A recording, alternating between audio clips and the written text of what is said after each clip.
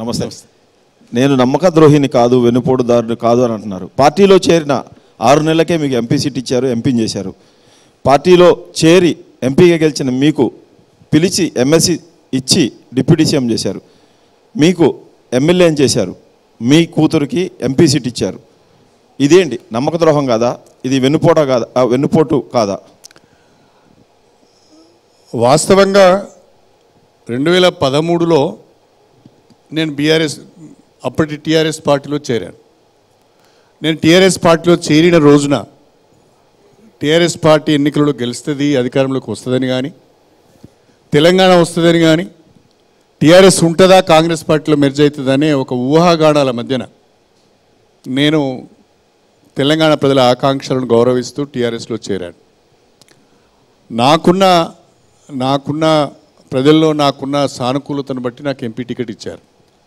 మీ అందరికీ కూడా ఒక విషయం చెప్పాలనుకుంటున్నాను. దాదాపుగా ఉమ్మడి ఆంధ్రప్రదేశ్లో 2014లో నాది సెకండ్ హయ్యెస్ట్ మెజారిటీ, 4 లక్షల మెజారిటీ వచ్చింది. నా పట్ల గుడ్విల్ ఉంటేనే ఆ మెజారిటీ వస్తుంది తప్ప ప్రజలలో కాస్తో కూస్తో మంచి పేరు ఉంటేనే వస్తుంది. అందులో అది ఎస్సీ రిజర్వ్డ్ కాన్స్టిట్యున్సీ. నేను పెద్దగా ఖర్చు పెట్టింది కూడా ఏం లేదు. అయినా కూడా బ్రహ్మాండమైన మెజారిటీ నాకు వచ్చింది. ఒక్కొక్క నియోజకవర్గంలో ఉదాహరణకు స్టేషన్ గన్పూర్లో 90,000 మెజారిటీ వచ్చేది ఒక్క కాన్స్టిట్యున్సీలో. వర్ధనపేటలో 1 లక్ష మెజారిటీ వచ్చింది. ఆ రకంగా 4 లక్షల మెజారిటీతో నేను గెలిచాను. అంటే ప్రజలలో కూడా కడియం శ్రీహరి సరైన వ్యక్తి అని నమ్మే నాకు ఓటేశారు. ఆ తర్వాత ఒక అనుభవం కలిగిన వ్యక్తి, పరిపాలన పట్ల కొంత పట్టు ఉన్న వ్యక్తి క్యాబినెట్లోకి తీసుకోవాలని ఒక ఆలోచనతోని కేసీఆర్ గారు నన్ను క్యాబినెట్లోకి ఆహ్వానించారు. దానికి కేసీఆర్ గారికి నేను ధన్యవాదాలు తెలుపుకుంటున్నాను.